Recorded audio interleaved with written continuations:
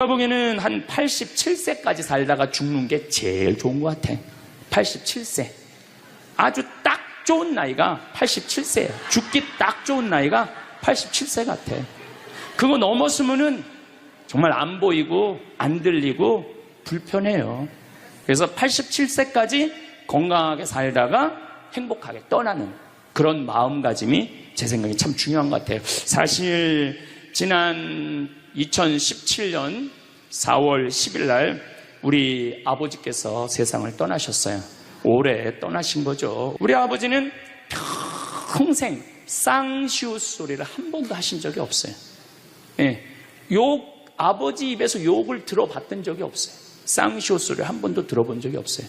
자식들, 내 자식을 키울 때 매질 한 번 하시지 않으셨어요. 그리고 우리 아버지는 참 남 욕을 하신 적이 없어요. 보통 뭐 누구 욕도 하고 정치인 욕도 하고 뭐 세상도 욕하는데 한 번도 욕하신 적이 없어요. 그리고 지금 요즘 아버지 생각을 이렇게 보면은 아버지한테 제일 놀라운 거는 우리 아버지가 그냥 옛날에 연초제조청이라고 담배 회사 그냥 기능 공무원이셨어요. 그러니까 뭐 여유 있게 돈을 쓰실 기회가 없으셨죠. 근데 어렸을 때도 돈이 없어서 불편하다, 돈이 있었으면 좋겠다 그런 말씀 하신 적이 없어요. 그냥 월급 봉투 딱 어머니한테 던지면은 뭐 집이 어떻게 됐든 아무 상관하지 않으시고 당신 산에 다니시고 정말로 신선같이 사셨어요. 근데 아버님이 올 초에 2달 고생하시고 돌아가셨어요. 40년 동안 병원 한번 안 가시다가 2달 전에 쓰러지셔서 병원에 모셨죠. 병원에 모셨는데 내가 우리 형제들한테 그랬어요. 우리 아버지 평생 자식만을 위해서 살았다. 가족만을 위해서 살았다. 오로지 정말로 사랑하는 가족을 위해서 투신하신 분이다. 우리 아버지 간병인한테 맡기지 말자. 우리가 사형제니까 우리가 모시자. 그래서 누나가 제일 위니까 누나가 이틀, 큰형 이틀, 둘째 형 이틀. 난 이제 장가 안 갔으니까 나는 하루. 그래서 우리 뭐 형제들은 전부 다 결혼하고 손자들이 전부 다 아들, 딸 이러니까 아이들이 다 돌아가면서 아버지 병간호를 했어요. 그야말로 자식들 품에서 돌아가셨죠. 자식들 품에서 돌아가셨어요. 근데 아버님이 이렇게 4월 10일 날 월요일 날 쓰러지셨는데 의사들이 심폐소생술 하겠느냐고 그랬을 때 우린 싫다고 그랬어요. 왜 마지막으로 돌아가시는 아버지 갈비뼈를 다 부러뜨려? 그 정도 쓰러졌으면은 87세에 그 정도 병이시면은 이제 돌아가실 때예요.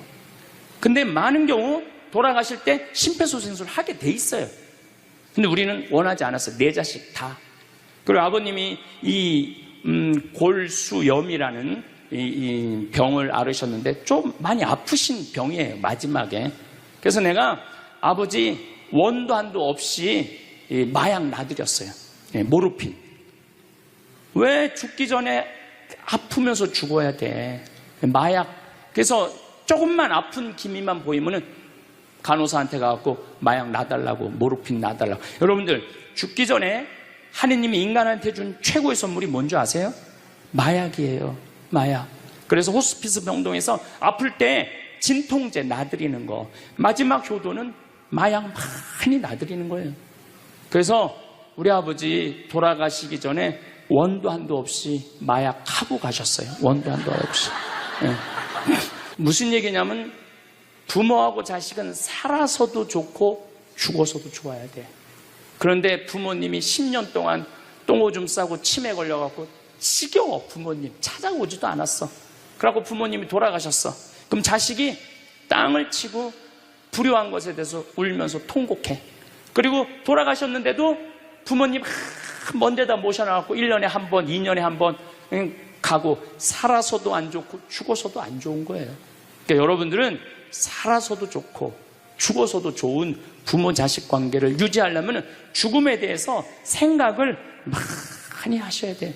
죽음에 대해서. 여러분은 몇 살까지 살고 싶으신가요? 황창현 신부님께서는 87세까지 살다가 죽는 게 제일 좋은 것 같다고 하시는데요. 저는 나이 들어서 너무 오래 사는 것도 고통일 것 같습니다. 자식과 살아서도 좋고 죽어서도 좋으려면 죽음에 대해 잘 생각해야 합니다. 자식 또한 부모님이 돌아가시고 나서 불효한 것에 대해 울면서 후회하지 않을 수 있어야 합니다. 오늘 황창현 신부님께서는 죽었다가 다시 살아난 사람들 2,500명에게 들은 하늘나라의 경험에 대해 말씀해 주시는데요. 죽으면 끝일까요? 끝이 아닐까요? 영상 후반부에 있는 나이가 들어도 늙지 않는 비밀, 무병장수하는 7가지 장수 습관도 꼭 끝까지 들어보셨으면 좋겠습니다. 황창현 신부님의 행복 특강, 지금 바로 시작하겠습니다. 영상이 마음에 드신다면 구독, 좋아요, 알림 설정 부탁드립니다. 제가 지금 화의 도전이라는 주제로 강의를 하고 있습니다.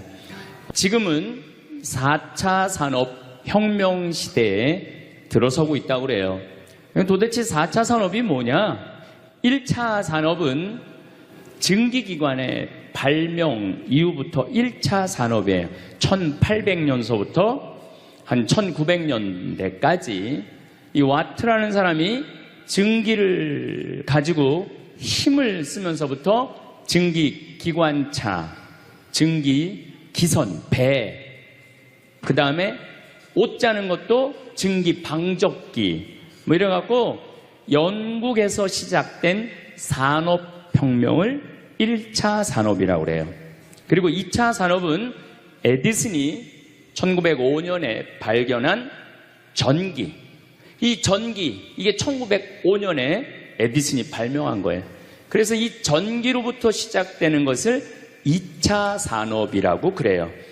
지금 우리는 이 전기의 혜택을 다 받고 살죠. 여러분들 전기 다리미, 그 다음에 세탁기, 냉장고, 텔레비전, 전기 아닌 게 하나도 없어요. 여기 계신 분들은 2차 산업의 혜택을 받고 사시는 분들이죠. 그런데 3차 산업은 컴퓨터, 인터넷, 특별히 스티브 잡스가 시작한 스마트폰, 이게 완전히 세상을 완전히 바꿔놓은 것 3차 산업이에요. 1차 산업 때는 안 태어났지만은 2차 산업, 3차 산업은 누리고 사시는 분들이에요. 그런데 지금은 무슨 시대로 들어서느냐 하면 4차 산업 시대로 들어서고 있어요. 4차 산업이라는 건 뭐냐면은 인공지능, 로봇, DNA 조작, 이런 완전히 새로운 세상이 펼쳐지고 있죠. 지금 1940년도에 태어나신 분들, 1940년에서 49년 사이에 태어나신 분들 손 들어보세요. 이분들이 제일 복잡한 세상 속에서 살아가는 거예요. 이게 너무 세상이 변하는 걸 다 누리고 살아가는 분들이 지금 1940년서부터 50년, 1950년, 60년에 태어난 분들이 2차 산업, 3차 산업, 심지어 4차 산업 시대까지 살고 있는 거예요. 1941년에 이제 내일 모레겠네요. 12월 8일 날 일본이 진주만을 습격을 해요. 그거를 여러분들은 무슨 전쟁으로 들었느냐면 대동아 전쟁으로 들었어요. 그거는 일본 입장이고 일본이 대동아 전쟁이지 우리는 아무 상관없어요. 근데 우리는 대동아 전쟁에 내가 그때 고생했다고 그러는데 그건 일본의 속국의 입장이야. 그러니까 그 대동아 전쟁이라는 말 우리 쓰지 말아야 돼. 태평양 전쟁이겠지. 미국하고 일본하고 한 전쟁. 그 태평양 전쟁 속에서 태어나갖고 고생이란 고생은 다 한 분들이 지금 70대예요. 그 전쟁 끝나고 좀 나은 줄 알았더니 6.25가 또 터졌네. 그래갖고 또 피난 가고 또 일사후퇴 겪으면서 고통 겪고 전쟁 끝나고 난 다음에는 우리나라가 아프리카에 있는 웬만한 나라들보다 못 살았어요. 아프리카에 있는 웬만한 나라보다 못 살았어. 전쟁 끝나고 난 다음에 정말로 허리띠 졸라 매가면서 잘 살아보자고. 우리도 한번 잘 살아보자고. 그래갖고 너무 가난한 나라에서 올해 우리가 3만 달러를 넘었을 거라고 그래요. 3만 달러를 넘었으면은 드디어 선진국에 들어서는 거예요. 가장 가난한 나라에서 선진국까지 변화를 여러분들은 경험하고 계신 거예요. 그러니까 여러분들은 너무나 혼란스러운 세상 속에서 이날 이때까지 헤쳐나오고 계신 거예요. 근데 문제는 이제 2020년부터 펼쳐질 4차 산업 시대, 이것까지 살아야 되니까 얼마나 복잡해.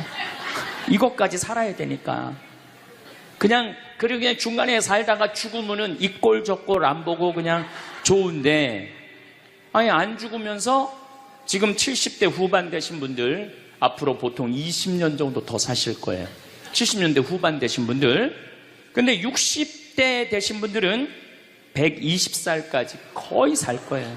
지금 60대 되신 분들은. 그리고 재수 없는 60대들은 200살까지 살 거예요. 200살까지. 재수 없는 60대들은. 그 이야기를 제가 오늘 하려고 그러는 거예요. 자, 제가 한 10년 전에 평화방송에 이런 강의를 했었어요. 아마 또 평화방송에서 계속 틀어주니까 그 내용이 나올 거예요. 10년 전에 한 얘기예요. 앞으로 2020년이 되기 시작하면은 인간은 세 종류로 나눠질 것이다. DNA 조작 인간. 이제 DNA를 조작할 수가 있어요. 우리가 눈을 밝게 할 수도 있고, 귀를 잘 들리게 할 수도 있고, 근육이 완전히 이 아놀드 슈왈거네처럼 근육이 막 이렇게 튀어나오게 할 수도 있어요. 운동 안 해도 DNA 조작 인간. 옛날에는 DNA를 한번 내가 DNA가 어떤지 검사하려고 그러면은 2억 내지 3억이 들었어. 그런데 지금은 내 DNA를 검사하는데 얼마면 검사할 수 있냐면 5만 원이면 검사할 수 있어요. 5만 원이면. 세상이 엄청 변한 거예요. 그래서 이제는 지금 태어나는 아이들은 이제 아파서 병원 가는 일은 거의 없을 거예요. 미리 병원에서 전화를 해요. 너 요때쯤 심장마비가 올 DNA가 있다. 와서 고쳐라. 그럼 DNA 조작만 하면 심장마비가 넘어가는 거예요. 그러니까 안젤리나 졸리라는 미국의 영화 배우가 있어요. 2010년에 유방을 잘랐어요. 왜냐하면 DNA 검사를 해보니까 언니도 그렇고 엄마도 그렇고 유방암이 있는 거야. 본인도 유방암에 걸릴 확률이 있는 거야. 그러니까 미리 병을 예방을 하는 시대가 오는 거예요. 그게 DNA 조작 인간이에요. 근데 우리 교회는 그런 걸 절대 허락하지 않죠. 절대 허락하지 않는데 절대 현대인들은 할 거라는 거예요. 그 다음에 두 번째 인간은 어떤 인간이냐면 사이버 인간, 기계 인간이에요. 인공지능 로봇 인간. 그래갖고 이 인공지능 로봇 인간이 나오면은 안 그래도 1940년서부터 지금까지 복잡다단한 세상을 살아왔는데 이제 로봇하고 같이 살게 되는 세상이 이제 곧 이제 되는 거죠. 그리고 이제 세 번째 인간은 오리지널 인간. 여러분들, 저나 여러분들. 근데 누가 제일 떨어지느냐? 오리지널 인간이 제일 떨어질 거예요. 그래서 앞으로는 이제 어떤 세상이 제일 걱정되는 게 뭐냐면은 로봇가 공장에서 일하는 거예요. 로봇가 공장에서 일을 하게 되면은 많은 노동자들은 일자리를 잃어버려요. 현재 몇 명 정도 일자리를 잃어버릴 걸로 예상을 하느냐면 8억 명 정도가 일자리를 잃어버린대. 8억 명. 그러니까 노동자의 4명 중에 1명은 일자리를 잃어버리는 거예요. 이거 보통 심각한 문제가 아니에요. 그래서 이제 웬만한 사람들은 공장에서 일할 수가 없어. 누가 다 일을 해? 로봇가 다 하니까. 그리고 요즘 그 조그만 회사 사장들 말을 들어보면은 요즘 뭐 노동자들 옛날에는 죽으라고 일했는데 아침에 잠깐 나가서 커피 마신다고 와서 커피 한 잔 마시고, 또 잠깐 나가서 좀 일하는 척하고 들어와서 밥 먹는다고 그러고, 또 조금 나가서 그러니까 돈 주고 일을 시킬 수가 없다는 거예요. 그러니까 만약에 로봇가 일을 하면은 사람을 시키겠느냐? 로봇을 시키겠느냐? 당연히 로봇을 시키는 거죠. 그러니까 점점 사람이 일자리를 빼앗길 것이라는 거예요. 로봇을 쓰는 사장들은 돈을 어마어마하게 벌고, 그런 자본이라든지 그런 능력이 없는 사람들은 무지무지하게 가난하게 사는 거예요. 이제 앞으로 여러분들이 5년 후, 10년 후에 볼 세상이 그렇다는 거예요. 그래서 요즘 세계적으로는 어떤 정치적인 시도를 하느냐 하면은, 그럼 일자리 없는 사람들은 먹고 살아야 될 거 아니야, 사람인데. 그래서 로봇한테 세금을 매기는 거예요. 그래갖고 로봇가 만약에 일을 하면은 저 로봇한테 100만 원 세금을 매기는 거야, 그 로봇한테. 그래갖고 그 100만 원을 누구한테 줘? 일 못하는 사람한테 주는 거예요. 그게 기초생활 수급이라는 거예요. 기초생활 수급. 그러니까 기초생활 수급을 이제는 10만 명, 100만 명이 받는 게 아니라 8억 명, 10억 명이 받는 세상. 그러니까 이제 앞으로 미래에 펼쳐질 세상은 지금 생각하는 거라고 너무 다른 세상이 되는 거예요. 두 번째는 어떤 세상이 오느냐면 로봇하고 공존하는 세상. 벌써 초등학교는 선생님이 공부를 가르치지 않고 로봇가 학생들한테 공부를 가르치는 학교가 나왔어요. 로봇가 애들한테 수학을 가르치고 영어를 가르치는 거예요. 발음도 훨씬 좋고, 그리고 이 로봇의 장점은 뭐냐면은 차별하지 않아. 로봇은 얘가 부잣집 아들이든지 얘가 공부를 못하든지 잘하든지 차별하지 않는 거예요. 그리고 웬만한 선생님보다 훨씬 잘 가르친다는 거예요. 그러니까 이제는 로봇가 교사가 되는 그런 시대가 온 거예요. 또 이제는 앞으로는 무슨 세상이 될 거냐면, 어린아이들 돌보는 보모가 누가 돌보느냐면 로봇가 돌보는 거예요. 나 동화책 읽어줘. 그럼 엄마는 나 바빠, 짜증나, 아이 너 잠이나 자, 이런데 보모 로봇은 나 동화책 읽어주면 아주 부드러운 소리로 짜증 한번 안 부리고. 그러니까 애가 엄마를 좋아하는 것보다는 누구를 더 좋아해? 로봇 보모를 더 좋아하는 거야. 나 엄마 필요 없다고. 이거 정말 우스갯소리가 아니라요, 진짜 벌어질 일이에요. 또 이제 로봇은 아내가 중풍이 걸렸어. 그래서 움직이질 못해. 그럼 누가 병간호를, 운동을 도와주느냐 하면 로봇가 도와줘요.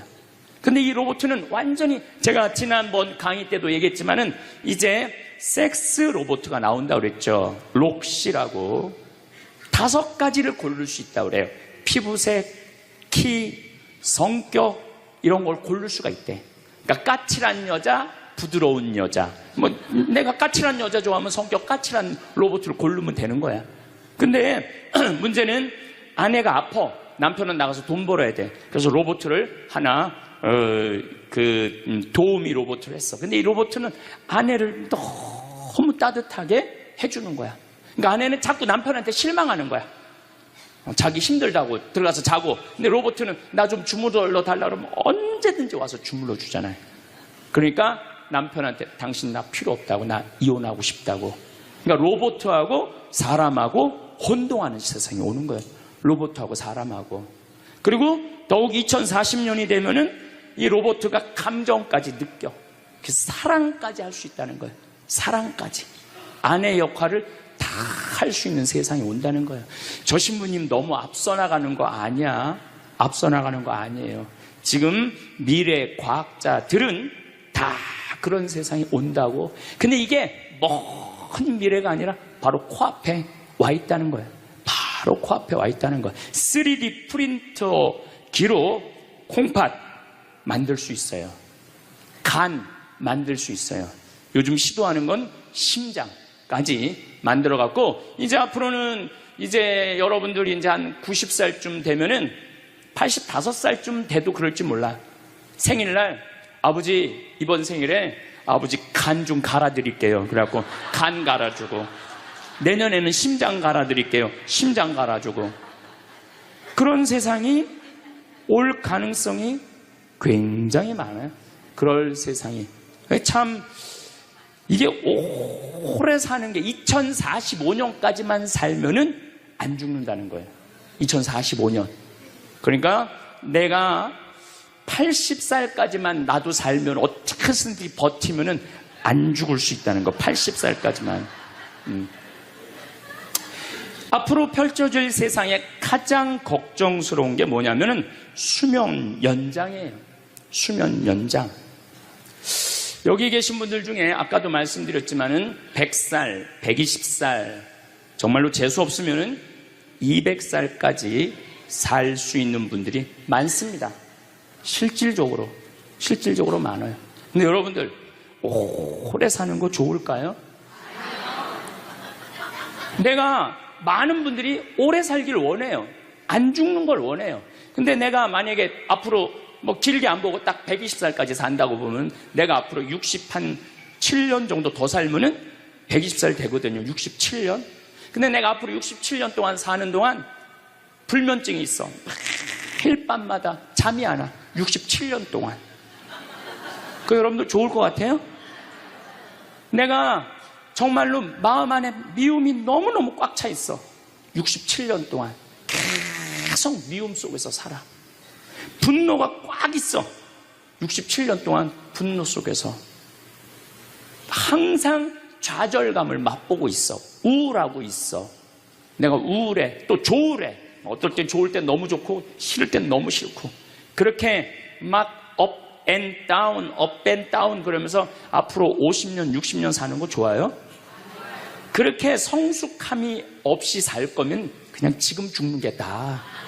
지금 죽는 게 나아요. 내가 앞으로 60년 동안 살면서 매일매일 감동하고 매일매일 행복하고 매일매일 감사하고 매일매일 사랑한다면은 앞으로 60년 사는 거 괜찮겠죠.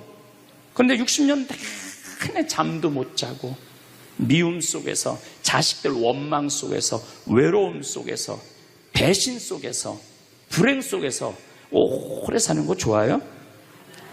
적당한 나이에 죽는 거 내가 보기엔 그 축복이에요.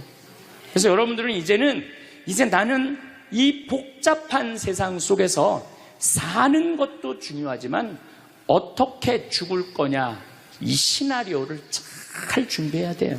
난 어떻게 죽을 거냐. 나는 생일날 애가 심장 갈아준다면 나 그거 필요 없다. 내 생일 선물로 그 심장 필요 없다. 그냥 나는 하느님이 주신 생명 그 수명 그대로 살다가 그냥 행복하게 떠날 거다. 그런 마음이 중요해요. 근데 우리가 성숙하지 못하면은 그냥 무조건 안 죽으려고만 용을 쓰는 거예요. 또 하늘나라에 대한 희망이 없는 사람들이 안 죽으려고 그러는 거예요. 아니 지금 있는 것보다 하늘나라 올라가면 훨씬 행복하면은 안 죽을 이유가 뭐 있어? 죽으면 되지. 그냥 사는 날까지 즐겁게 살다가 죽는 날 즐겁게 죽으면 되는 거예요. 이 훈련이 꼭 필요해요. 여러분들 이게 뭐 요즘 알고리즘 그러는데 그건 다 제쳐두고 내가 인생의 설계가 필요해. 나는 몇 살까지 살다가 더 이상 치료받지 않고 암이 걸리면은 안 갈고 그냥 안 갈고 간 안 갈고 신장 안 갈고 췌장 안 갈고 그냥 하느님 품으로 간다는 생각이 아주 중요하다는 거예요. 제가 보기에는 한 87세까지 살다가 죽는 게 제일 좋은 것 같아. 87세. 아주 딱 좋은 나이가 87세예요. 죽기 딱 좋은 나이가 87세 같아. 그거 넘었으면은 정말 안 보이고 안 들리고 불편해요. 그래서 87세까지 건강하게 살다가 행복하게 떠나는 그런 마음가짐이 제 생각에 참 중요한 것 같아요. 사실 지난 2017년 4월 10일 날 우리 아버지께서 세상을 떠나셨어요. 올해 떠나신 거죠. 우리 아버지는 평생 쌍시옷 소리를 한 번도 하신 적이 없어요. 예, 아버지 입에서 욕을 들어봤던 적이 없어요. 쌍시옷 소리를 한 번도 들어본 적이 없어요. 자식들, 내 자식을 키울 때 매질 한 번 하시지 않으셨어요. 그리고 우리 아버지는 참 남 욕을 하신 적이 없어요. 보통 뭐 누구 욕도 하고 정치인 욕도 하고 뭐 세상도 욕하는데 한 번도 욕하신 적이 없어요. 그리고 지금 요즘 아버지 생각을 이렇게 보면은 아버지한테 제일 놀라운 거는 우리 아버지가 그냥 옛날에 연초제조청이라고 담배 회사 그냥 기능 공무원이셨어요. 그러니까 뭐 여유 있게 돈을 쓰실 기회가 없으셨죠. 근데 어렸을 때도 돈이 없어서 불편하다, 돈이 있었으면 좋겠다, 그런 말씀 하신 적이 없어요. 그냥 월급 봉투 딱 어머니한테 던지면은 뭐 집이 어떻게 됐든 아무 상관하지 않으시고 당신 산에 다니시고 정말로 신선같이 사셨어요. 근데 아버님이 올 초에 2달 고생하시고 돌아가셨어요. 40년 동안 병원 한번 안 가시다가 2달 전에 쓰러지셔서 병원에 모셨죠. 병원에 모셨는데 내가 우리 형제들한테 그랬어요. 우리 아버지 평생 자식만을 위해서 살았다. 가족만을 위해서 살았다. 오로지 정말로 사랑하는 가족을 위해서 투신하신 분이다. 우리 아버지 병간호 간병인한테 맡기지 말자. 우리가 사형제니까 우리가 모시자. 그래서 누나가 제일 위니까 누나가 이틀, 큰형 이틀, 둘째 형 이틀. 난 이제 장가 안 갔으니까 나는 하루. 그래서 우리 뭐 형제들은 전부 다 결혼하고 손자들이 전부 다 아들, 딸 이러니까 그냥 아이들이 다 돌아가면서 아버지 병간호를 했어요. 그야말로 자식들 품에서 돌아가셨죠. 자식들 품에서 돌아가셨어요. 근데 아버님이 이렇게 4월 10일 날 월요일 날 쓰러지셨는데 의사들이 심폐소생술 하겠느냐고 그랬을 때 우린 싫다고 그랬어요. 왜 마지막으로 돌아가시는 아버지 갈비뼈를 다 부러뜨려? 그 정도 쓰러졌으면은 87세에 그 정도 병이시면은 이제 돌아가실 때예요. 근데 많은 경우 돌아가실 때 심폐소생술 하게 돼 있어요. 근데 우리는 원하지 않았어요. 네 자식 다. 그리고 아버님이 이 골수염이라는 이 병을 앓으셨는데 좀 많이 아프신 병이에요, 마지막에. 그래서 내가 아버지 원도 한도 없이 마약 놔드렸어요. 모르핀. 왜 죽기 전에 아프면서 죽어야 돼? 마약. 그래서 조금만 아픈 기미만 보이면은 간호사한테 가갖고 마약 놔달라고, 모르핀 놔달라고. 여러분들, 죽기 전에 하느님이 인간한테 준 최고의 선물이 뭔지 아세요? 마약이에요. 마약. 그래서 호스피스 병동에서 아플 때 진통제 놔드리는 거. 마지막 효도는 마약 많이 놔드리는 거예요. 그래서 우리 아버지 돌아가시기 전에 원도 한도 없이 마약 하고 가셨어요. 원도 한도 없이. 네. 그 조금의 고통을 덜어주는 게 내가 보기에는 효도라는 생각이 들더라고요. 아버지 이렇게 쓰러졌을 때 생명 유지장치 하겠느냐고 의사들이 얘기를 하더라고요. 우리는 아무도 원하지 않았어요. 그냥 아버님 편안하게 보내드리고 싶다고. 왜? 우리 아버지는 참 행복하게 사셨어요. 자식들이 아버지를 너무너무 좋아하고 사랑하고. 그래서 뭐 효도를 뭐 원도 한도 없이 해드렸냐, 이럴 건 자신 있게 말씀 못 드리죠. 하지만 그래도 자식들이 아버지, 손자, 손녀들이 할아버지 너무너무 사랑했기 때문에 편안하게 보내드릴 수 있었어요. 제가 작년에 왠지 우리 아버님한테 용돈을 많이 드리고 싶더라고요. 평생 돈 한번 넉넉하게 써보시지 못한 아버지한테 용돈 많이 드려야 되겠다. 그래서 제가 작년에는 이제 외부 강의 한 달에 한 번 하면 한 번, 두 번 하면 두 번. 아버지가 무슨 돈을 이렇게 많이 주느냐고, 신부님. 아버지 원도 한도 없이 마음껏 써보시라고. 그래서 작년 한 해 내도 그전에는 조금씩 용돈 드리다 작년에는 그냥 막 이만큼씩 드렸어요. 아버지 원도 한도 없이 쓰시라고. 마음 안에 이런 마음이 있었어요. 한번 평생 마음껏 돈 한번 써보시지 못한 아버지 마음껏 돈 쓰시라고. 그랬다 뭐 1억을 드리거나 2억을 드린 게 아니야. 100만 원, 200만 원, 한 달에 300만 원 용돈 드린 거죠. 그러니까 아버님이 노인정에 그 노인 어르신들 밥 다 사고, 또 우리 자녀들이 그 23명인데 아버지한테 식사하러 가면은 아버지가 밥값을 다 냈대. 우리 누나가 항상 하는 얘기가 아버지 지갑에 항상 100만 원 있었대요. 그래갖고 얼마나 기분이 좋아. 아버지 돌아가셨을 때 노인정에서 그랬대요. 물주 세상 떠나서 어떻게 하느냐고 그랬대. 물주 세상 떠나서 어떻게 했느냐고. 아버님이 1년 동안 원도 한도 없이 즐겁게 사시다가 세상 떠난 거예요. 저는 효도도 나중에 한다는 건 다 거짓말이야. 효도하려면 언제 해야 돼? 지금 해야 돼, 지금.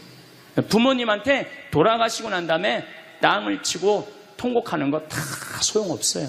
그냥 내가 지금 할 수 있을 때 최선을 다해서 효도하는 게 크게 효도라는 생각이 들더라고요. 어쨌거나 아버님은 쓰러지신 날 당신 스스로 걸어서 화장실 가셔서 아침까지, 그리고 오후 1시에 쓰러지셨어요. 그래갖고 밤 10시 41분에 돌아가셨어요. 근데 제가 아버지한테 그랬어요. 아버지, 돌아가시려면은 오늘 돌아가셔야 된다고. 왜냐면 그날이 성월요일이었거든요. 성화요일 날 돌아가시면은 장례미사를 못해요. 왜냐하면 성목요일 날은 장례미사를 못하게 돼 있어요. 성금요일, 토요일 다 장례미사 못해요. 그리고 예수부활 대축일 장례미사 못해요. 그리고 그 다음 월요일 날 장례를 해야 되는 거야. 의사 선생님은 오늘 내일 돌아가실 것 같다고 그러는데 내가 그랬어. 돌아가시려면 오늘 돌아가시라고, 내일 돌아가시지 말고. 근데 딱 10시 41분에 돌아가셨어요. 그래서 성수요일 날 아버님 장례 미사를 하는데 우리 수원교회 주교님 4분이 다 오셨어. 얼마나 그게 영광스러워요. 주교님이 4분이나 오셨으니까. 왜냐하면 성주관이니까 주교님들이 외국에 아무도 안 나가시고 교구청에 다 계셨던 거야. 얼마나 좋아요. 주교님 4분이 다 오셔서 미사를 봉헌해 주시니 얼마나 축복된 아버지예요. 또 신부님들이 많이 오셔갖고 그 성당에 수원 정작 꽃매 성당인데 꽤 그래도 큰 성당인데 신부님들이 꽉 차갖고 젊은 신부들이 지하에서 미사를 봉헌했다는 거예요. 그것처럼 축복이 어디 있어요. 그냥 하루라도 더 살라고 용 쓰다가 화요일날 돌아가셨으면 7일장 하는 거예요. 7일장. 하루라도 더 살라고 용을 쓰셨으면. 근데 우리 아버지는 정말로 살아있을 때도 나한테 행복을 주시는데 떠나실 때도 행복하게 떠나시더라고요. 여러분들도 마찬가지예요. 여러분들도 살아있을 때도 행복하게 사시고 죽을 때도 행복하게 죽으세요. 괜히 안 죽으려고 이렇게 용 쓰고 저렇게 용 쓰다가 누워서 10년 동안 똥오줌 싸기 시작하면요, 그때부터는요 지옥이야, 지옥. 여러분들은 제일 좋은 거는 자다가 주무시다가 죽는 거예요. 그런데 갑자기 돌아가시면 자식들이 너무 힘들으니까 그저 3개월 정도 앓으시다가 돌아가시면은 자식이 이별할 시간을 주는 거예요. 자식이 이별할 시간 주는데 3개월이 넘었으면 그때부터 우리 아버지 언제 죽나. 내가 며칠 전에 들은 얘기예요. 멀쩡한 집에 딸 둘이 무당한테 가갖고 그랬대요. 우리 엄마 언제 죽느냐고. 그래서 무당이 그랬대요. 엄마가 지금 아프냐고. 안 아픈데 너무 건강한데 우리를 너무 힘들게 해갖고 언제 죽는지 너무 궁금해서 와봤다고. 이게 부모 자식지간의 일이야. 부모 자식지간의 일이야. 그러니까 여러분들은 이제 자식한테 뭘 기대서 산다는 생각 꿈도 꾸지 말고, 죽을 때도 자식한테 효도받는다는 생각 하지 말고 여러분들이 알아서 미리 써놓으세요. 대학에 호스피스 박사가 있어요. 이분은 2,500명 죽었다 살아난 사람들, 죽었다 살아난 사람들 여러분들 많은 거 아시죠? 왜 죽었다 살아난 사람들이 많아요? 심폐소생술 때문에. 의술이 좋아갖고 죽었다 다시 살아난 사람들 2,500명을 조사를 해봤어. 근데 죽었다 살아난 사람들의 경험, 하늘나라에 대한 경험을 얘기를 들어보니까 너무 평온하고 너무 행복하다는 거예요. 그리고 죽으면은 바로 몸에 빠져나가서 자기를 본대요. 자기를. 그래갖고 여러분들 죽은 사람들 그 주위에서 그 이 친지들이 하는 말이 다 들린대. 그 몇 분 동안, 하늘나라 올라가기 전에 몇 분 동안은. 그러니까 절대 죽은 사람한테 그렇게 살더니 참 잘 죽었다 그런 소리 하면 안 된다는 거예요. 끝까지 좋은 소리를 해야 된다는 거예요. 사랑한다, 고맙다, 하느님 품으로 가라, 예수님 마리아 요셉한테 가라, 정말로 기도해 줄 테니까, 이렇게 말해야지. 그렇게 우리를 괴롭히더니 이렇게 죽는다고, 정말로 지옥에 갈 사람이라고 이렇게 말하면은 다 영원히 듣는다는 거예요. 그리고 죽었다 살아난 사람들의 아주 기가 막힌 얘기는, 안 못 보는 사람은 죽으면 다 보인다는 거예요. 눈이 다 보인다는 거예요. 그게 그냥 하는 게 아니라 다시 살아 돌아와서 아무것도 못 봐. 근데 의사가 무슨 반지를 어떻게 꼈고, 이 병원이 어떻게 생겼고, 누가 어느 자리에 있습니까지 다 아는 거야. 죽었다가 죽으면은 눈이 보이는 거야. 다리 없는 사람은 다리가, 자기 다리가 있다는 거예요. 듣지 못하는 사람은 듣고, 아픈 사람은 아픈 부위가 다 없어진다는 거야. 그러니까 여러분들 지금 살아있으면서 뭐 몸에 허리도, 아까 할아버지 한 분 안수해달라고 그래갖고 안수해, 허리가 막 이렇게 구부러진 사람 죽으면 딱 펴진다는 얘기예요. 그러니까 완전히 사도 바오로의 말씀처럼 새로운 모습으로 변하는 거야. 죽으면 끝이 아니야. 하느님께로 가는 여행의 시작이에요. 그러니까 죽는 거를 막 그냥 밀어내시지 마세요. 한 70년, 80년 살았으면 살 만큼 살지 않았어? 그렇죠? 뭐하러 200년을 살아? 뭐하러 300년을 살아? 또 200년, 300년 사는 것도 좋아요. 그런데 정말로 감동 속에서, 행복 속에서, 사랑 속에서 200년, 300년을 살면 좋지. 근데 여러분들 한 200살 되면 여러분들하고 놀아줄 사람이 몇 명이나 될 것 같아? 200살 단 사람하고. 그 외로움 속에서 사는 거예요. 그래서 자연의 순리를 따르고 사는 게 가장 좋은 거예요. 자연의 순리를. 그래서 사는 만큼 살다가 떠날 때 이제 누구한테 간다고 생각하면 돼? 하느님 아버지한테로 간다고 생각하면 돼. 그래서 죽는 게 결코 나쁜 게 아니에요. 저도 아버님을 보내드리면서 굉장히 슬펐죠. 하지만은 우리 아버지 너무너무 열심히 사셨고, 마지막에 우리 주교님들, 우리 사제들, 또 수많은 교우들이 기도 속에서 저는 아버지 하늘나라로 갔다고 생각을 해요. 또 아버지는 살아생전에 고향이 경상도 함양인데 어머니가 이미 가묘를 다 해놨어, 고향에다가. 근데 아버지는 고향에 가기 싫다는 거예요. 어머니는 고향에 가고 싶고, 죽으면은. 그래서 아버지는 나는 고향에 안 가. 어머니 왜 안 가냐고, 그 고향에 그 좋은 산소 써놓고 약간 맨날 두 분이 간다 안 간다 그러시더라고요. 난 그 얘기를 들을 때마다 참 웃기더라고요. 왜 웃기냐면은 갔다가 모셔다가 묻는 건 우린데 본인이 간다고 가고 안 간다고 안 가. 우리가 모시는 대로 가는 거지. 근데 작년에 아버님이 굉장히 건강하셨어요. 올해 쓰러지시기 전에.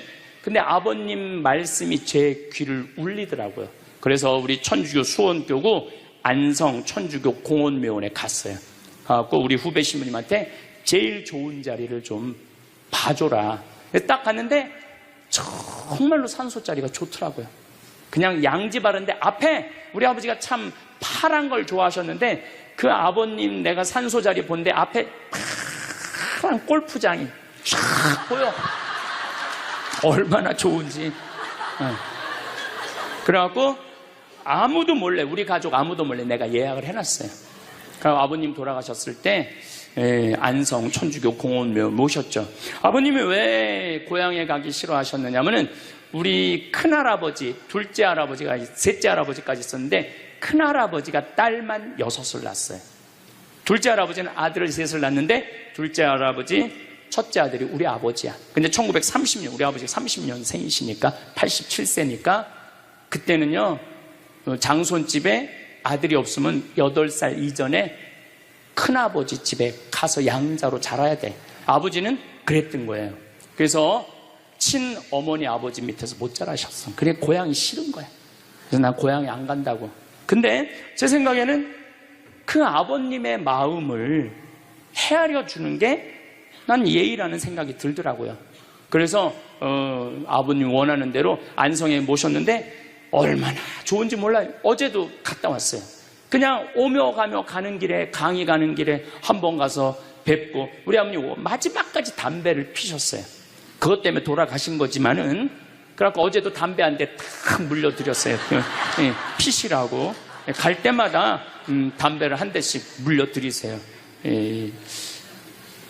무슨 얘기냐면, 부모하고 자식은 살아서도 좋고 죽어서도 좋아야 돼. 그런데 부모님이 10년 동안 똥오줌 싸고 치매 걸려갖고 지겨워. 부모님 찾아오지도 않았어.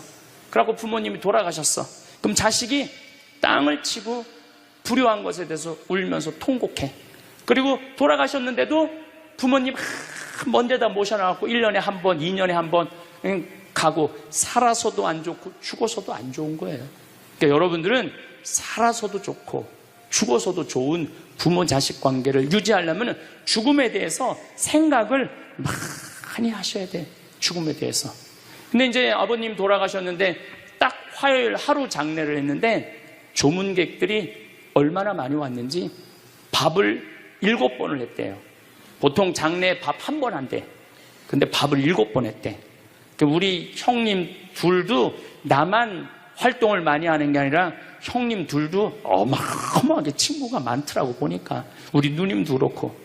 그러니까 그냥 1000명 이상이 조문객이 왔으니까 조의금도 굉장히 많이 들어왔다는 얘기죠. 조의금도. 근데 내가 그 조의금을 싹 모아서 평창으로 갖고 왔어요. 우리 형제들은 조의금을 구경도 못했어요. 제가 왜 그걸 싹 모아서 갖고 왔느냐 하면은, 내가 본당 신부 때 장례 식장에 교우들 초상 남은 가면은 상주가 안 나와. 그 왜 안 나오냐 그랬더니 저기 지금 방에 들어가고 조의금 갖고 싸운다는 거야. 네가 더 가질 거냐 내가 더 가질 거냐.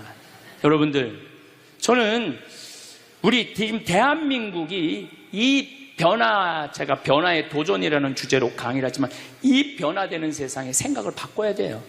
이제 지금 기업의 0.3%가 우리나라 총이익의 50%를 갖고 있대요. 그러면 그 0.3% 되는 대기업가들이 다 가난한 사람을 위해서, 나라를 위해서 세금을 내놔야 돼요. 이 시대는 이제 로봇가 자리 다 뺏어가고 사이버 인간이 다 뺏어가고 우리는 어떻게 살아, 인간은. 그래서 이 정치가 중요한 거예요. 21세기는. 그래서 그런 사람들 다 뺏어서 직장 생활 못하는 사람들한테 기초생활급 줘야 돼. 또 직장 생활 안 하는 사람들은 사람이 일을 안 하면은요 행복하지 않은 거예요. 일을 안 하면. 여기 계신 분들 혹시 불면증 걸리신 분들 있죠? 제가 불면증 치료법 알려드릴게요.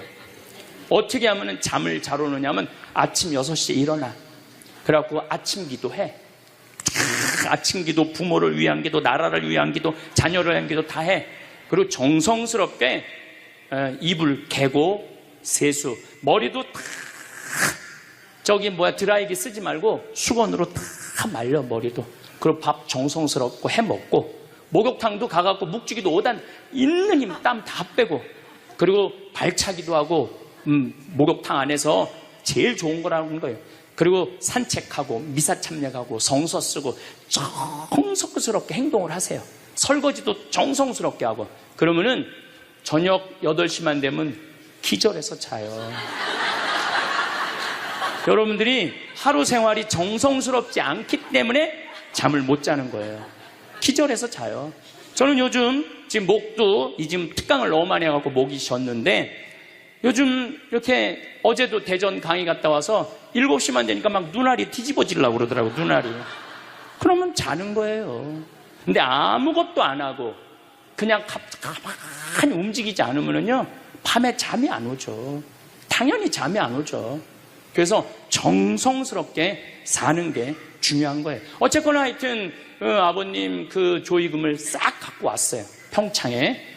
그래갖고 내가 우리 형제들한테 얘기했어요. 아버님 돌아가신 조의금은 어린아이를 위해서 쓸 거고, 어머님이 돌아가신 조의금은 노인분들을 위해서 쓸 거다. 그래서 이번에 잠비아에 에이즈 어린이 고아원 짓는데 아버님 조의금 보냈어요. 빈센트 병원에서 이번에 20명을 수술을 해줬는데 그중에 2명 아버님 조의금으로 또 수술도 해주고 아직도 많이 남아있어. 아직도. 이제는 여러분들 떠날 때 자식한테 주고 떠나지 마세요. 세상에 주고 떠나세요. 어떤 세상에? 어렵고 힘들고 고통받는 사람들한테 주고 떠나세요. 그리고 미국이나 유럽은 보통 할머니들이 다 나 조의금 어디다 보내라. 어느 수도원에 보내라. 어느 고아원에 보내라. 어느 장애시설에 보내라. 다 그런 데는 거예요. 대한민국 사람들만 죽을 때까지 이기적으로 죽는 거예요. 살아서도 이기적으로 살고 죽을 때도 이기적으로 죽는 거예요. 그래서 하여튼 우리 형제들은 조의금 구경도 못했어. 대신 내가 우리 형제들한테 보내준 선물이 있어요. 조의금 명단은 다 보내줬어. 타이프 쳐갖고. 갚아야 될 거 아니야. 갚아야 될 거 아니야.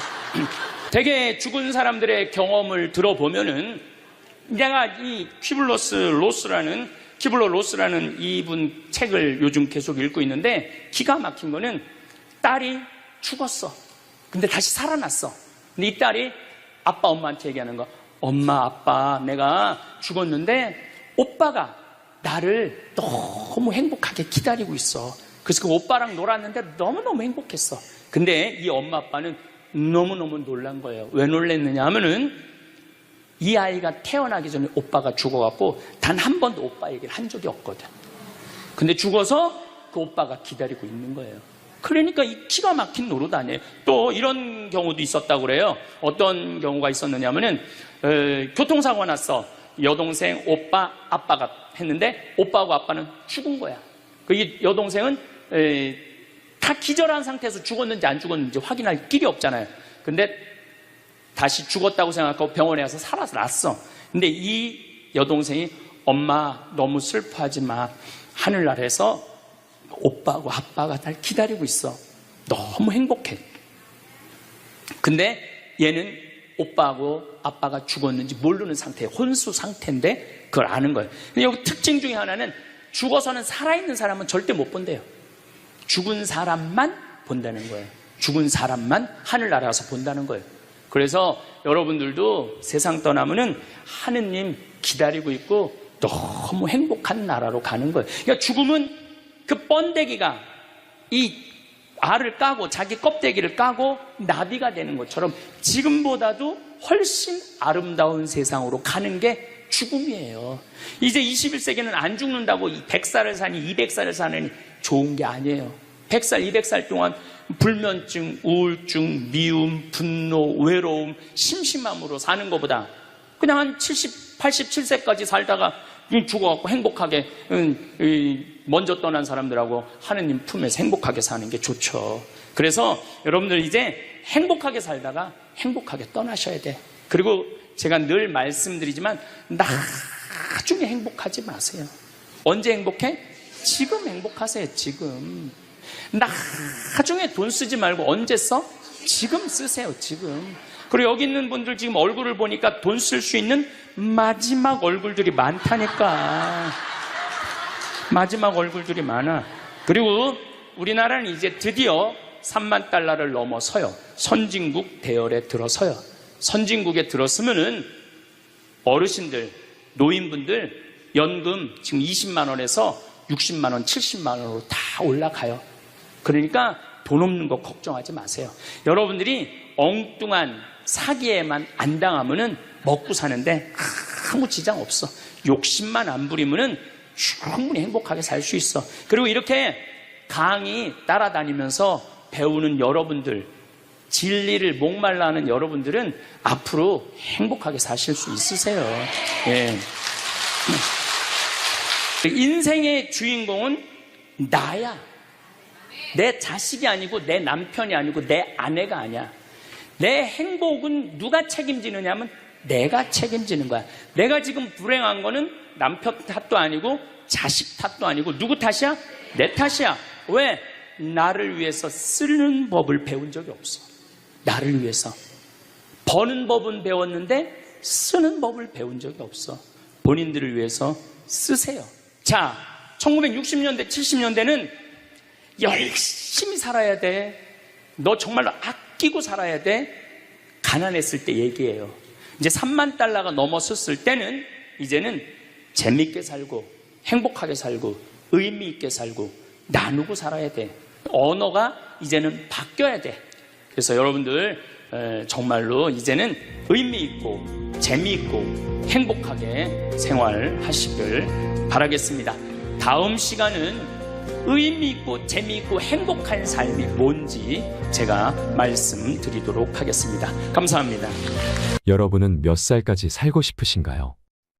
아무리 오래 살아도 건강하게 살지 못하면 소용없는 것이겠지요. 오늘은 무병장수하는 7가지 장수 습관을 말씀드리겠습니다. 나이 들수록 운동보다 이 습관만큼은 목숨 걸고 꼭 해야 합니다. 사람마다 인생의 길이가 있습니다. 우리는 그걸 수명이라고 말합니다. 그렇다면 왜 어떤 사람은 오래 살고 다른 사람은 짧게 살까요? 2022년 노인 학회지에 발표된 연구에 따르면 실험 연구에 참가했던 사람 중에 긍정적이고 낙관적인 사람은 그렇지 않은 사람보다 90세 이상 살 가능성이 높았다고 발표했습니다. 다시 말해서 두려움과 걱정을 없애라는 말입니다. 사람들이 의외로 모르는 7가지 장수 습관. 지금 이 영상을 보고 난 뒤 한 번에 모든 걸 하려고 하지 않고 7가지 습관 중에 한 개만 딱 가져가겠다는 마음으로 30분 안에 실천해 보세요. 무병장수 인생을 사는데 많은 도움을 줄 거라 확신합니다. 첫 번째, 절대 귀가 멀어지면 안 됩니다. 흔히 나이를 먹으면 귀가 잘 안 들리게 되는 게 당연하다고 여기는데 청력 감퇴는 그리 쉽게 볼 문제가 아닙니다. 귀가 잘 안 들리면 인지 기능이 급격히 떨어지게 되기 때문입니다. 청력이 떨어지면 다른 사람과 대화할 일이 줄어듭니다. 상대방의 이야기를 편안하게 들을 수 없으니 아무래도 누군가와 이야기하기 꺼려집니다. 이러면 사회 활동량이 줄어들고 우울감을 자주 느끼며 사회적 고립 상태에 빠지기 쉬워서 인지장애를 겪을 확률이 높아지지요.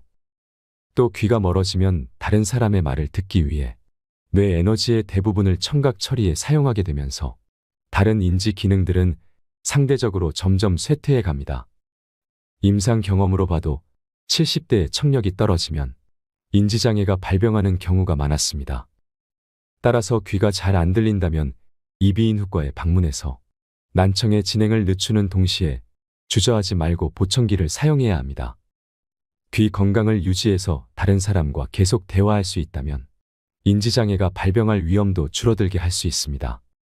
옛날에는 보청기가 크고 갑자기 소리가 울리기도 해서 여러모로 불편했지만 요즘에는 기술이 발달한 덕에 성능이 좋아진 데다 크기도 작아져서 편리해졌습니다. 가격은 보통 100만원, 300만원대로 예전에 비해 저렴한 편이나 그래도 부담스럽다면 월 2만원, 3만원 정도로 사용할 수 있는 렌탈 서비스가 있으니 시험 삼아 이용해 보길 추천합니다. 저렴하면서도 성능 좋은 보청기를 빌려서 쓸 수 있을 것입니다. 아울러 난청의 진행 정도에 따라서 청각 장애인으로 인정받으면 국가에서 제공하는 보조금을 받을 수도 있습니다. 두 번째, 나이 들수록 외모에 신경 써야 합니다. 심리치료법 중에 행동을 변화시켜서 감정을 조절하는 행동치료라는 방법이 있습니다. 흔히 알고 있는 인지치료와 대응하는 개념으로 이전과는 다른 새로운 경험을 시도하거나 낡은 습관을 바꿔서 마음을 치료하는 방법입니다. 이는 60에서 70대 노인이 젊어지는 방법으로도 딱 들어맞습니다. 기분이 좋지 않을 때 억지로라도 화장을 하고 머리를 다듬으면 마음이 한결 나아집니다. 보통은 행동보다 마음이 먼저라고 생각하기 쉽지만 때로는 마음이 행동의 지배를 받습니다. 다시 말해 예쁜 옷을 입거나 보톡스로 주름을 펴는 등 외모에 신경을 씀으로써 감정까지도 조절할 수 있습니다. 따라서 고령자일수록 외모 관리가 중요합니다. 지금까지 만나온 여러 환자들을 보더라도 겉모습이 노인에 가까울수록 감정의 노화가 더욱 성큼성큼 진행되어 결국에는 전신 기능이 쇠약해지는 경우가 많았습니다. 반대로 노인임에도 외모에 신경을 쓰는 사람은 대체로 건강합니다. 요양원에는 보통 출장 미용사가 정기적으로 찾아와서 커트와 파마 염색 등의 유료 서비스를 진행하는데 직원들에게 물어보면 이러한 서비스를 이용하는 사람들은 대체로 인지장애 단계가 낮고 진행 속도도 더디다고 합니다. 나 역시 인지장애를 앓고 있는 고령의 여성이 공들여 화장한 모습을 보면서 어딘가 모르게 생기가 넘치는 듯하다는 느낌을 여러 차례 받은 적이 있습니다. 나이든 여성이라면 화장을 하고 머리를 손질할 뿐 아니라 필러나 보톡스를 맞아서 피부를 젊게 유지하는 것도 정신 건강에 도움이 됩니다. 최근에는 가격이 상당히 저렴해져서 3에서 6개월에 한 번씩 30만, 40만 원 선이면 이용할 수 있습니다. 피부 관리를 받으면 확실히 눈에 띄게 주름이 펴지고 예뻐집니다. 나이가 들어도 주변 사람들에게 충분히 매력적으로 보일 수 있습니다. 아직도 우리나라에서는 이러한 안티에이징 시술을 반칙이라고 여기는 사람이 많습니다. 하지만 노후에는 어떤 일이라도 반칙으로 단정짓지 않는 사고방식이 중요합니다. 세 번째, 고기를 먹어야 합니다. 강연장에서 고령자일수록 고기를 먹어야 한다라고 말하면 열의 9은 콜레스테롤 수치가 걱정된다는 대답이 돌아옵니다. 이러한 걱정을 덜어주기 위해 여기서 확실하게 언급하건대 콜레스테롤이 몸에 해롭다는 말은 가짜 뉴스, 즉 잘못된 정보입니다. 오히려 노후에 건강하게 지내려면 콜레스테롤은 반드시 필요합니다. 애초에 콜레스테롤은 인간을 포함한 동물의 몸을 구성하는 지방의 일종입니다. 성호르몬과 세포막의 재료로서 생명체에게 없어서는 안 될 주요한 성분입니다. 그뿐 아니라 뇌에서 세로토닌을 운반하는 중요한 역할을 맡고 있습니다. 세로토닌이란 뇌의 신경세포들 사이에서 여러 자극이나 감정을 전달하는 신경 전달 물질 중의 하나입니다. 신경 전달 물질 중에는 도파민, 아드레날린이 유명하지만 세로토닌은 이런 신경 전달 물질의 분비량을 조절하는 지휘관 같은 존재로서 인간의 마음을 조종하는 역할을 담당합니다. 콜레스테롤은 이와 같은 세로토닌을 운반하는 물질로 콜레스테롤 수치가 높은 사람일수록 우울증에 걸릴 확률이 낮고 또 우울증에 걸리더라도 빨리 나을 수 있습니다. 또한 콜레스테롤은 남성 호르몬인 테스토스테론을 구성하는 재료입니다. 요즘 성관계를 맺지 않는 사람이 늘어나고 있는 이유도 콜레스테롤을 줄여야 한다는 잘못된 믿음이 퍼지면서 남성 호르몬 수치가 줄어든 탓에 있다고 생각합니다. 더욱 놀랍게도 콜레스테롤 수치가 낮으면 암에 걸리기 쉽다는 연구 자료도 있습니다. 이는 면역 세포를 구성하는 재료가 부족해지기 때문입니다. 물론 콜레스테롤 수치가 지나치게 높으면 고콜레스테롤 혈증으로 동맥경화를 일으킬 위험도가 높아지는 것이 사실입니다. 하지만 반대로 너무 낮아도 혈관이 약해져서 뇌졸중을 앓을 확률이 커집니다. 일본인의 평균 수명이 세계에서 제일 높은 축에 속하는 이유 중에 하나도 옛날과는 비교할 수 없을 만큼 고기를 많이 먹어서 콜레스테롤 섭취량이 크게 증가한 덕에 있습니다. 콜레스테롤 수치가 오르면서 혈관이 탄력 있고 튼튼해졌고 때문에 출혈성 뇌졸중으로 인한 사망자가 감소한 것입니다. 네 번째, 많이 씹어야 합니다. 음식과 관련해서 씹기의 중요성도 언급하고 싶습니다. 예전에 초등학생을 대상으로 다음과 같은 기억력 테스트를 실시한 적이 있습니다. 다양한 색깔의 판을 배치해서 30초간 외운 다음 그것과 똑같은 순서로 색깔 카드를 뽑게 하는 시험이었습니다. 그런데 이때 껌을 씹으면 정확도가 2배나 올라갔습니다. 연구 결과 껌을 씹으면 뇌의 혈류량이 증가했는데 특히 기억을 관장하는 해마의 혈류량이 크게 늘어났습니다. 이는 우리가 음식을 씹을 때 사용하는 근육인 깨물근이 3차 신경을 통해 뇌와 이어져 있기 때문입니다. 깨물근이 움직이면 대뇌와 편도체 같은 인지 기능을 담당하는 뇌 부위가 자극을 받아서 혈류량이 늘어납니다. 또 껌을 씹으면 치아를 감싸고 있는 치근막에도 압력이 전달되는데 이 역시 뇌와 이어져서 뇌를 자극하고 활성화합니다. 따라서 반대로 건강하지 못한 치아는 인지 장애를 일으키는 원인이 됩니다. 이유는 크게 2가지입니다.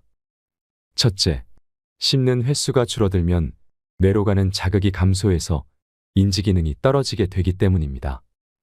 둘째, 씹는 힘이 약해지면 신선한 채소와 같이 딱딱한 음식을 피하고 면처럼 부드러운 음식을 자주 먹게 되는데 그에 따라 비타민이 부족해져서 인지장애가 발생할 위험이 커집니다. 실제로 치아가 거의 없는 사람은 치아가 20개 이상 있는 사람에 비해 인지장애가 발생할 확률이 1.85배나 높다는 연구 결과가 있습니다. 또 알츠하이머형 인지장애 환자는 채소 섭취량이 적다고 합니다. 이 때문에 건강하게 오래 살고 싶다면 돈이 많이 들더라도 틀니나 임플란트를 활용해서 치아 건강을 지켜야 합니다.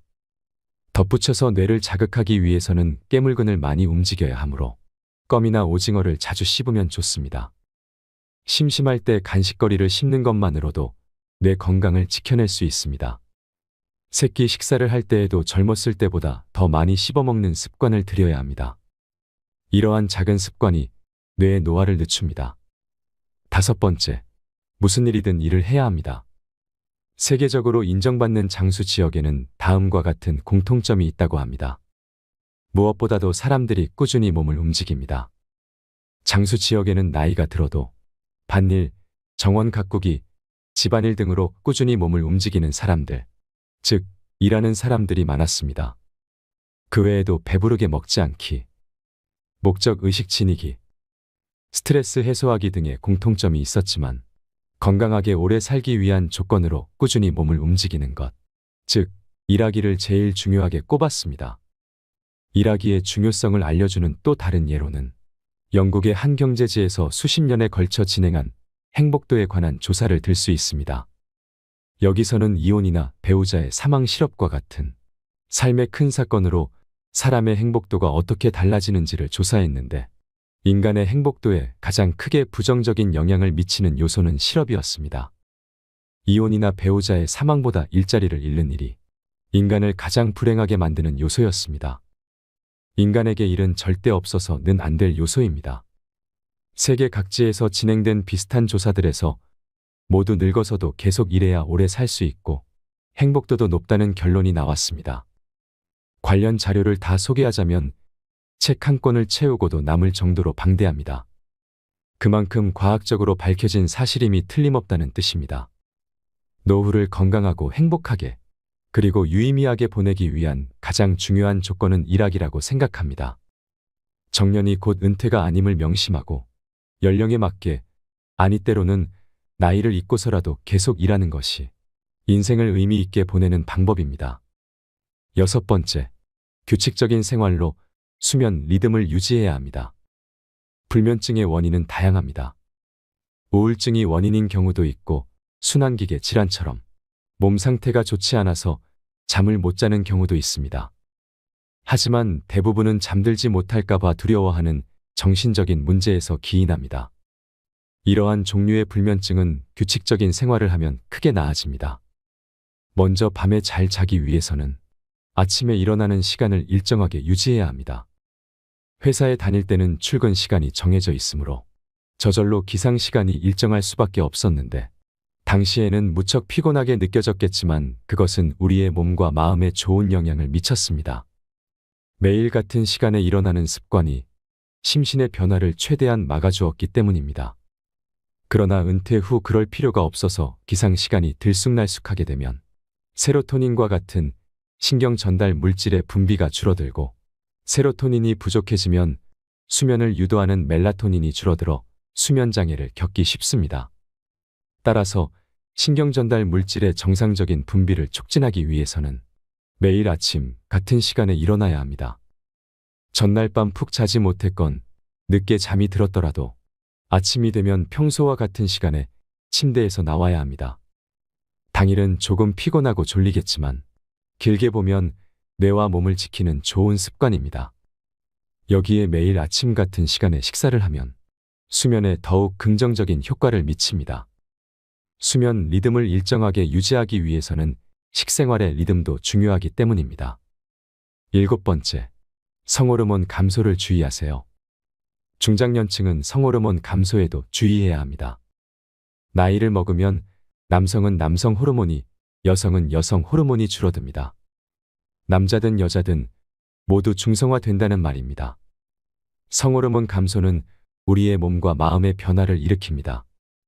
이로 인한 갱년기 장애는 주로 여성에게서 나타난다고 알려져 있지만 사실 남성에게도 갱년기 장애가 찾아옵니다. 갱년기 장애가 오면 자율신경계의 이상으로 온몸에 다양한 증상이 나타납니다. 피로감, 권태감, 울화증, 다한증, 두근거림, 잔뇨감, 어깨 통증, 관절통 등 이것이 다 성호르몬 균형이 깨지면서 나타나는 증상입니다. 특히 갱년기에는 남녀할 것 없이 마음의 병을 호소하는 사람이 늘어납니다. 우울증 진단을 받은 사람은 보통 여러 가지 갱년기 질환을 함께 앓는 경우가 많습니다. 미국과 유럽에서는 성호르몬이 감소하면 호르몬 보충요법을 받는 것이 일반적이며 보험도 적용됩니다. 하지만 우리나라에서는 부작용을 우려해서인지 남녀 모두 이를 선호하지 않습니다. 나는 여성이든 남성이든 호르몬 보충요법을 적극적으로 이용을 권장합니다. 만약 갱년기 장애를 앓고 있는 남성이라면 주저하지 말고 병원에 있는 남성 건강 클리닉 등을 방문해서 상담을 받아보세요. 마지막으로 노후에 주어진 7만 3천 시간을 의미 있게 살고 싶다면 기억해야 할 것이 있습니다. 1960년대에는 평균 수명이 남성은 65세, 여성은 70세였습니다. 당시 정년은 평균 55세였으므로 퇴직 후 남성에게 남은 생은 고작 10년 정도였습니다. 하지만 지금은 퇴직 후 남은 생이 20년을 훌쩍 넘어 30년에 가까워졌습니다. 여생이라 부르기에도 민망한 긴 시간입니다. 정년을 맞이한 60세의 나이는 새로운 인생이 시작되는 해라고 봐야 합니다. 노후에 우리에게 주어진 시간은 얼마나 될까요? 식사, 수면, 목욕 등 일상생활에 필요한 시간을 빼고 나면 하루 24시간에서 대략 10시간 정도가 남는다고 합니다. 1년으로 따지면 3,650시간입니다. 요즘에는 80세까지 건강한 사람이 많으므로 60세부터 20년 동안 약 7만 3천 시간이라는 자유시간이 주어집니다. 현재 연간 평균 노동시간이 1915시간이니까 20세부터 60세까지의 40년 동안 약 7만 6천 시간을 일하는 셈인데, 이렇게 본다면 정년 이후 우리에게는 젊은 시절 일했던 시간만큼의 자유시간이 또다시 생기게 됩니다. 노후에도 여전히 많은 시간이 남아있는 것입니다. 노후에 주어진 터무니없이 긴 시간을 유의미하게 보내는 방법은 두 가지입니다. 하나는 공부하기이고 나머지 하나는 일하기입니다.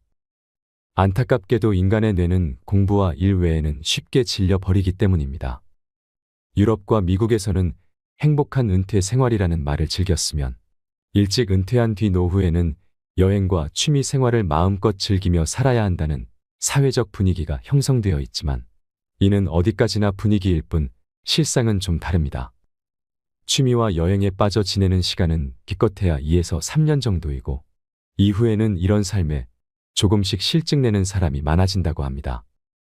환갑을 맞이하기 전까지는 60대가 되면 쉬면서 마음대로 놀고 싶다는 생각이 있었어도 이제는 그러한 인생을 살겠다는 마음을 아예 접는 노인분들이 많습니다. 그래서 힘이 닿는 한 앞으로도 계속 지금까지 해왔던 방식대로 일하자고 마음먹는 게 좋습니다. 75세, 80세는 일할 수 있다면 계속 일하는 편이 좋다는 말은 과학적으로도 증명된 사실입니다. 실로 다양한 연구와 조사를 통해 노동은 인간을 건강하게 오래 살도록 해주고 인생의 충실감을 느끼게 해주며 행복한 노후를 보내게 해준다는 점이 밝혀졌습니다. 물론 여기서 말하는 노동은 현역 시절 때처럼 매일 꼭 8시간 정도 근무해야 한다는 뜻이 아닙니다. 자신의 시간에 맞춰 파트타이머로 일해도 좋고, 또 집안일이나 봉사활동처럼 다양한 형태의 노동도 포함됩니다. 무병장수하는 7가지 장수 습관 어떠셨나요? 마지막으로 행복하려면 꼭 기억해야 할 10가지에 대해 말씀드리겠습니다. 행복의 조건 10가지. 운동하라. 행복의 첫째 조건이 건강이다. 건강을 잃으면 다 잃는 것이다. 감사해라. 없는 것에 자꾸 불평하지 말고 가지고 있는 것에 5가지씩 감사하라. 대화하라. 마음이 잘 맞고 통하는 사람과 대화하라. 별난 사람과 억지로 잘 지내려다 가시에 찔리지 마라. 나이 들어서는 스트레스 받아가면서 억지로 인연을 이어갈 필요가 없다. 내가 좋아하는 사람과 지내라. 공부해라. 평생 공부한다는 마음으로 공부해라. TV 시청을 반으로 줄여라. 규칙적인 생활을 해라. 많이 웃어라. 나이 들어 잔주름이 많아도 웃는 얼굴은 평안해 보인다. 수다 떨며 살아야 한다. 입과 혀를 많이 움직여야 치매 예방에 좋다. 주변의 소중한 이들에게 먼저 전화해라. 사랑도 먼저 하는 것이 중요하다. 나 자신을 사랑하라. 자신을 귀하게 여겨라. 나를 사랑할 줄 아는 사람이 남도 사랑할 수 있다. 나이 드신 분들 중에는 자신보다 자식에게 올인하는 사람이 많다. 이것은 어리석은 일이다. 나보다 자식이 먼저인 사람의 자식은 절대로 행복할 수 없다. 부담과 죄책감을 안고 살아가기 때문이다. 이웃에 친절하라. 지혜로운 노인은 베풀고 산다. 이는 물질적인 것뿐만 아니라 정신적인 면도 포함된다. 먼저 배려하고 친절을 베풀고 사랑하라. 오늘 이야기한 내용이 여러분들께 도움이 되었으면 좋겠습니다. 이상으로 책틀맨이었습니다. 끝까지 시청해 주셔서 감사합니다.